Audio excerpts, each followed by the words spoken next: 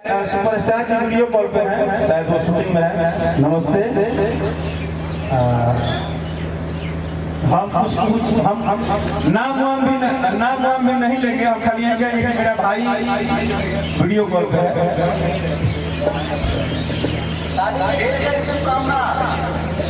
बहुत बहुत धन्यवाद जी। सब लोग देख रहे हैं आपको, सब लोग देख रहे हैं, सब लोग आपका आवाज सुन रहा है। बोध गया में स्वागत है आपका। एक बार आइए भैया, बोध गया में स्वागत है रंजीत मिश्रा की तरफ से। बोध गया के हीरो है रंजीत मिश्रा जी। बोध गया में हिम्मत रखता है बुलाने वाला तो रंजीत मिश्रा। कोई माई दलाल में दम नहीं है, चैलेंज मैं इस मंच के दम दिल से देता हूँ। अच्छा, अब आते हैं। हाँ, बहुत बहुत धन्यवाद। अब हमने बोला कि उनके मित्र के बारे में बोल सकते हैं। अब हम बोलते हैं उनके बारे में जो हमसे लगभग 2-3 महीना पहले जुड़े हुए जो हमारे और इस 3 महीने के रिलेशन में ये हमारे सीधे हैं और 3 महीने के रिलेशन में इन्होंने शायद 30 वर्ष का रिलेशन को भी कम कर। बहुत बढ़िया, क्या बात है भाई भी सीए है बोध गया में। और हम सबके पूरा आरा जिला के प्यारे दुलारे आई लव यू सरदार जो पाजी सबको प्यार देते हैं और जिन्हें हम गार्जियन मानते हैं। अमित भैया, अमर सोला भैया, सब लोग वहाँ बैठा है। मैं बोला ना ये मित्र नहीं बोलेंगे, तो वो 2 सबसे छोटी सी दिल वाली उन सब लोगों को लेकर आया है जो मुझे हृदय से। इसलिए मैं आप सबका हृदय से अभिनंदन करता हूँ। शादी है, विवाह है, हो सकता है कोई त्रुटि हुई होगी, कमी हमारे से भी हो गई होगी, पारिवारिक जिंदगी है, तो इस कमी को कमी मत समझिएगा कि बच्चा थोड़ा सा गलती है। अंजनी भैया, पूरा टीम के बहुत बहुत धन्यवाद। मंगल बाबा के धन्यवाद। धुआं धुआं हो जाए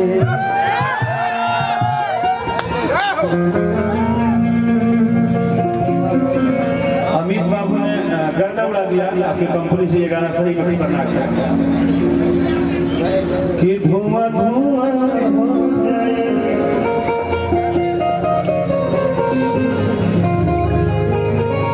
अरे तो हम मामा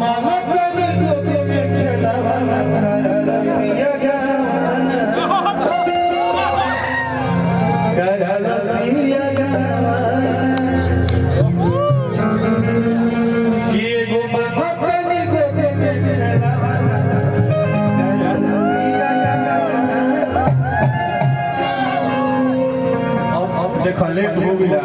अब मैं ब्याह से लगाई ढाक वाला की क्या करी भैया, हमारा काम अब जा लो अपने अपने भैया अपने कहीं क्या करो ये चलिए वो मिल जाए हमारे ग्रुप।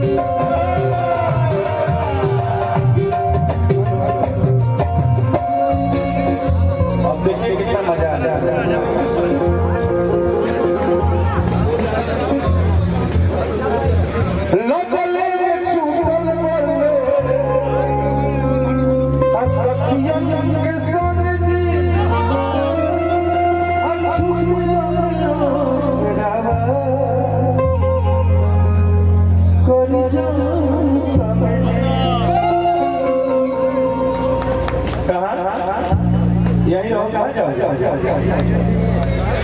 लगले छूटल बड़ुए